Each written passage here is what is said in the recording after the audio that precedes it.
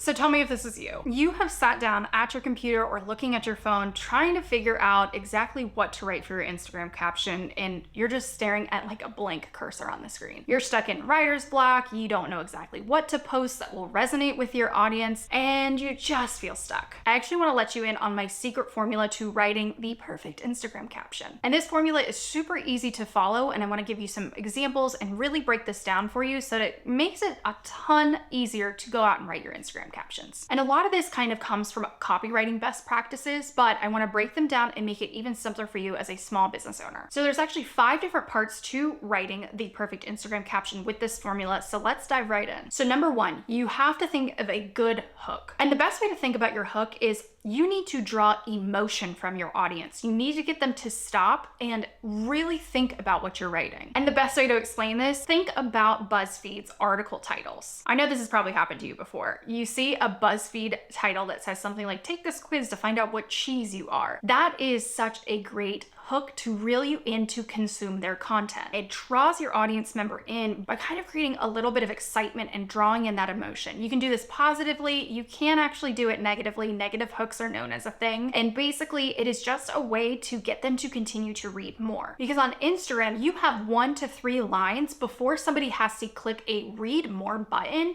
to consume the rest of your caption. So in that hook, you need to make sure and figure out a way to get them to click that read more button. So for example, let's pretend I am writing a caption about this caption writing formula. I might say something like, "Here's how I write my engaging Instagram captions with a super secret formula." Again, it draws interest by saying it's a super secret formula, which is something that is often not associated with caption writing. And just quick little bonus tip here, use emojis or all caps to really capture the attention as somebody is scrolling for that hook. I often like to use emojis that are associated with the headline or the hook itself, or maybe you could use branded emojis, like if you always use the pink heart, use that at the beginning of your caption. You can also use all caps to really draw attention to a specific part of that hook. We basically want them to stop the scroll and hit that read more button. Okay, part 2, you need to agitate a problem that your audience member might be having. And again, this might sound a little harsh, but this is the way to really get them to go through your caption. And it's a typical copywriting technique. This does require you to kind of get to know your audience member and who you might be selling to or who you might be creating content for. It also helps you not feel as sleazy or clickbaity when you have like kind of a fun, catchy hook.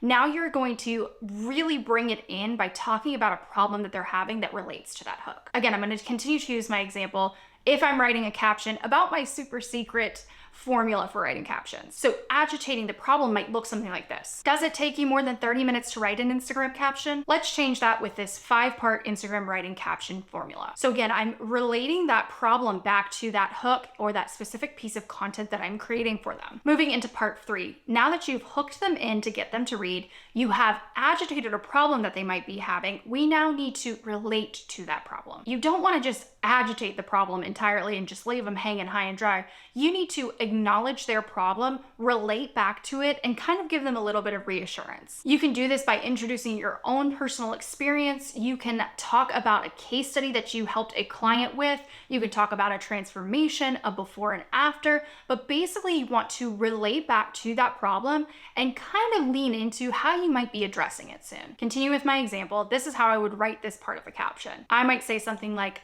"I've been there, I've done that, and as a retired social media manager who's been in the game for over a decade, I've looked at a blank computer screen hoping the words would write themselves." Again, you can see that I hooked them in. I then agitated a problem, but then told them, "Hey, I've been in your shoes. I've been there. I've done that. And here is how we're going to address it," which moves into part 4. So you've hooked them in, you've agitated the problem, you acknowledged that problem.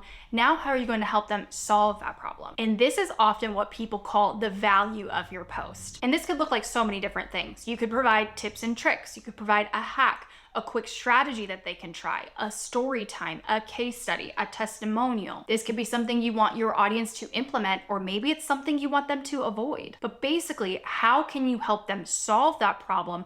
Write that in your caption. And then moving into part 5, this is the part that I see most small business owners completely skip, and you're quite literally leaving money on the table. So you've walked them through this entire process in this very short Instagram caption.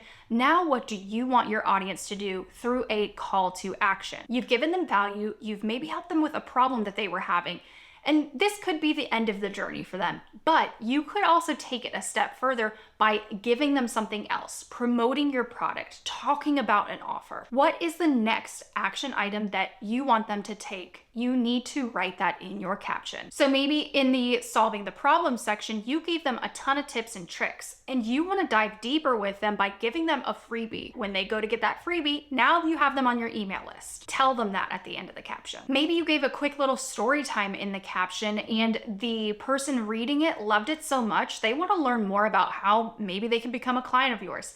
Tell them to book a discovery call. Put them at the bottom of your caption. Maybe you gave a quick little snippet of a strategy you might want them to implement. They might realize that, hey, I don't want to do this all on my own, and instead they need a little bit more help. Prompt them to go buy your course, buy your template, buy whatever it is that you're selling. Again, you have to give them that action. Tell them what you want them to do to guide them in their journey with you. Basically, what it boils down to, they might be completely done with your post after reading it. They've gotten some value. They liked it, commented, saved, shared it, whatever, but maybe they want to do more. You need to give them the choice to take action further, because if you're not doing that, they might just stop, and again, you're leaving money on the table, or they might want to continue and take action, but give them that choice by prompting them at the end. And now that you've learned how to write a caption, you might be feeling stuck on the content creation part. You might be in a little bit of a content creation rut. I have this video for you right here to kind of get you out of it. And as always, don't forget to hit subscribe, and I will see you next week.